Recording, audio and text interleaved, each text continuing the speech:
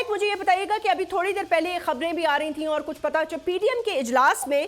کیا ایسا فیصلہ کیا جا رہا ہے یا اس پہ غور کیا جا رہا ہے کہ مدت اسمبلی 30 ڈیز پہلے تحلیل کر دی جائے اگر سب اس پہ ایگری ہوں،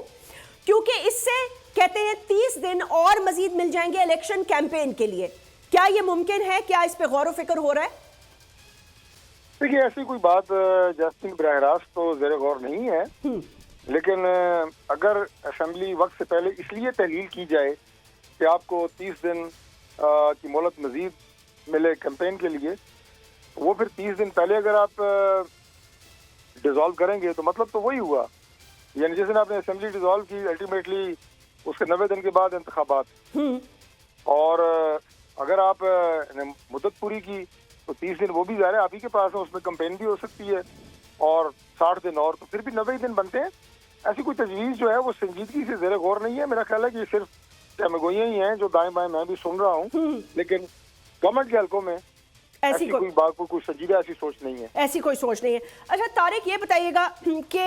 ظاہر سی بات ہے،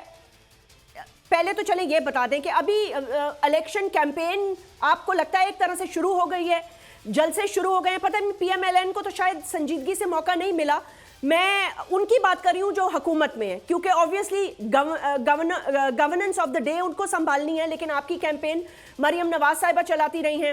چلا بھی رہی ہیں، کوشش بھی کر رہی ہیں پوری طریقے سے. لیکن ایک کمی ہے آپ لوگوں کی پارٹی میں نواز شریف صاحب کی واپسی کے حوالے سے اب بتائیے گا، کیونکہ کہا یہ جا رہا ہے کہ کل جو یہ پاس ہوا ہے بل، اس سے صرف ان کو اور شاید جہانگیر ترین صاحب کو فائدہ ہوگا، اور آنے والے انتخابات کے لیے یہی دونوں جو ہیں انہی کے لیے راہ ہموار کرنے کے لیے یہ بل منظور کیا گیا ہے 5 سال کی پابندی کا.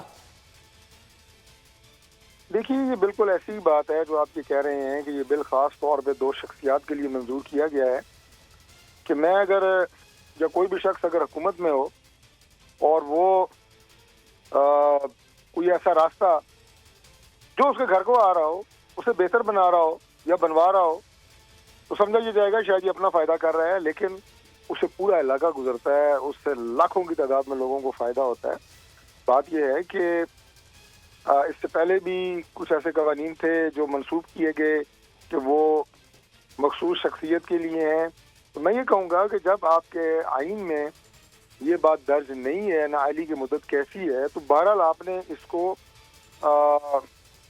اس ایشو کو اپنے ریزالو تو کرنا تھا، اور آج نہیں تو کل اس میں ریزالو ہونا تھا. اور یہ اچھا ہے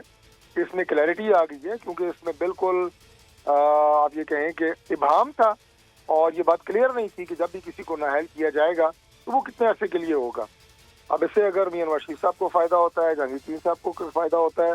تو اور بھی بہت سارے لوگوں کو فائدہ ہوگا. یہ صرف ایسا نہیں ہے کہ ان کے لیے پرسن اسپیسیفک لا بنایا گیا ہے. اچھا لیکن طارق فضل چودھری صاحب آپ کو یہ تو پتا ہے نا کہ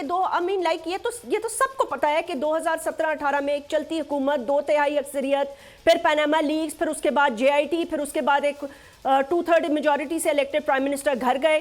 شاہد خاقان عباسی آ گئے، انہوں نے ٹینیور پورا کیا. ان کو نہ صرف سیاست سے بلکہ اس کے ساتھ ساتھ سیاست سے بھی ان کو یہ کہا گیا کہ وہ جو سیاسی عہدہ بھی نہیں رکھ سکتے اور پارٹی کو بھی لیڈ نہیں کر سکتے. تو اب یہ سننے میں آ رہا ہے کہ اس لا کے بعد یہ سب جو راہ ہموار ہو گئی ہے، تو جو بھی لوگ ہوں، چاہے نواز شریف صاحب ہوں، جہانگیر ترین صاحب ہوں یا جو بھی ہوں، وہ ملک واپس آئیں گے. چلیے بتا دیں اس کے بعد نواز شریف صاحب آپ کو لگتا ہے آنے والے الیکشنز میں خود کمپیٹ کریں گے، آئیں گے اور اس کے ساتھ ساتھ اپنی لیڈ بھی کریں گے پارٹی کی سیاست کو واپس؟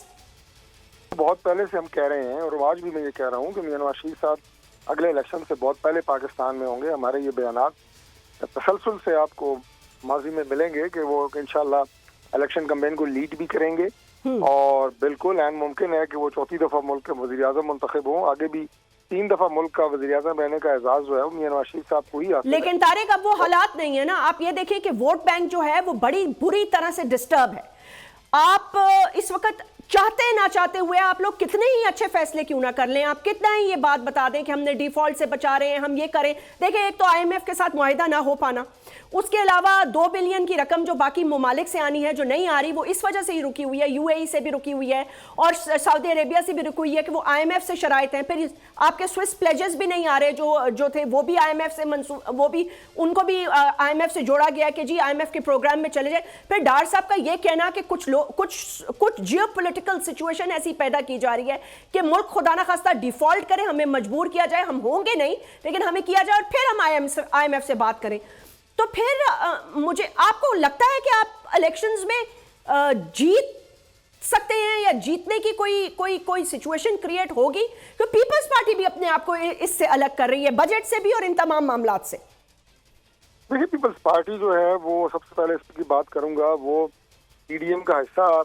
या कोalition गवर्नमेंट का हिस्सा तो जरूर है, लेकिन वो एक अलग सियासी जमात है और इलेक्शन जो है वो ऐन मुमकिन है, बल्कि गुमान गालिब है कि वो अपने अपने प्लेटफॉर्म से सियासी जमातें लड़ेंगी, तो लिहाजा उसने हुकूमत में भी रहना है और कोई थोड़ी थोड़ी सियासत भी पीपल्स पार्टी ने करनी है और वो ये कर रहे हैं। ठीक। बाकी जो अवामी मकबूलियत है इसका फैसला पाकिस्तान की आवाम करेंगे। चैलेंजेस क्या हैं, उन चैलेंजेस के अंदर रह के हमने किस तरह काम किया, इतना मुश्किल था इसको डिलीवर करना, ये बातें भी अवाम जानते हैं। और इमरान खान साहब जो तीसरी एक आप ये कहें कि पार्टी है, उसकी कारकर्दगी भी वो भी अवाम के सामने है, जिस तरह उन्होंने वो तो ठीक है 9 मई के बाद देखें जो भी वाकयात हुए उसकी जितनी भी मजम्मत की जाए वो कम है, मामलात कहां से कहां पहुंच गए, एक अरूज से जवाल की सिचुएशन है, लेकिन वो तो अभी भी ये कह रहे हैं कि जी मकबूलियत तो आप मुझे माइनस भी कर दें तो मकबूलियत तो मेरी पार्टी की है, मेरी ही है, ये तो वोट डिसाइड करेगा ना। तो अब तहरीके इंसाफ तो मौजूद है, मतलब आपको लगता है कि आप उसका वोट तोड़ सकेंगे इन हालात में? क्योंकि जो कुछ भी हो रहा है या जिस तरह पकड़ धक्कर हो रही है, जो भी हो रहा है, मैं इस डिबेट में नहीं जा रही सही या गलत, मुझे पता है कि ये बिल्कुल 9 मई के बाद अनटॉलरेबल सिचुएशन थी, एक इनटॉलरेबल सिचुएशन थी ये पाकिस्तान के लिए, जिसको कहा जाता है कि पाकिस्तान की ये रेड लाइन थी जो दिफाई तनसीबात में हमले किया सब कुछ। लेकिन पॉपुलैरिटी का ग्राफ कभी भी हुकूमत के पास नहीं होता, क्योंकि वो जब भी इलेक्शन में जाते हैं मुश्किल वक्त गुजार के जाते हैं, तो इससे तो अपोजिशन को फायदा है और उनको ज्यादा फायदा है। देखिए जैस्मीन, इसमें कोई शक नहीं है कि हुकूमत में रहना बिल्कुल पाकिस्तान के मौजूदा हालात में बहुत बड़ा चैलेंज है और हमेशा से एक चैलेंज रहा है, लेकिन ये चैलेंज इस वक्त बहुत बड़ा है और अवाम की जो तवक्कुआत है वो पूरी ना करना या वो पूरी नहीं अगर हो रही और अवाम जो है वो परेशान है, उसका इम्पैक्ट जाहिर है आपकी पॉपुलैरिटी के ऊपर बराह रास्त आता है। लेकिन देखना ये है कि आप मद्दे मुकाबिल जमातें जो हैं वो क्या है और वो कितनी मकबूलियत रखते हैं। इमरान खान साहब का 9 मई के बाद के जो वाक़यात का आपने जिक्र किया, वो पूरी कौम जान चुकी है कि उनकी जमात का एजेंडा क्या है, करना क्या चाहते हैं। 4 साल में सिवाय गालियां देने के और सिवाय दूसरों पे बातें जुमले कसने के, उनकी कारकर्दगी भी जो है वो सामने है आवाम के। मैं समझता हूँ कि इस वक्त सबसे बेहतरीन डिलीवर करने वाली टीम मुस्लिम लीग नून के साथ है। मुस्लिम लीग नून की जो क़यादत है, मियां नवाज शरीफ साहब हों, शहबाज साहब हों, उनकी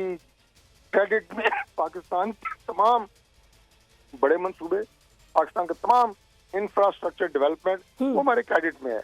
और इंशाअल्लाह ताला मुझे पूरी उम्मीद है कि इलेक्शन होता है तो उसमें हम जीतेंगे अल्लाह के फजल। तेज हवाएं, समंदरी तूफान के खतरात, लेकिन इन सभी मुश्किलात से निपटते बोल निभा रहा है अपने सहाफती फराइज।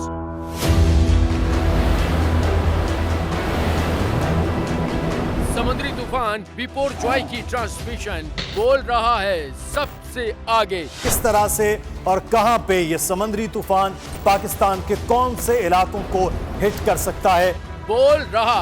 सबसे आगे, लम्हा बा लम्हा हर खबर से किया आवाम को आगाह। इस वक्त जो है मौजूदा सूरत हाल काफी हद तक तशवीशनाक होती जा रही है। खेती बंदर ठट्टा पे ज्यादा ये हिट करेगा तमाम। 57% आवाम ने देखा बोल की स्क्रीन पर, क्योंकि बोल है सबसे पहले सबसे आगे। सब्सक्राइब करें और बेल दबाएं ताकि कोई खबर रह न जाए।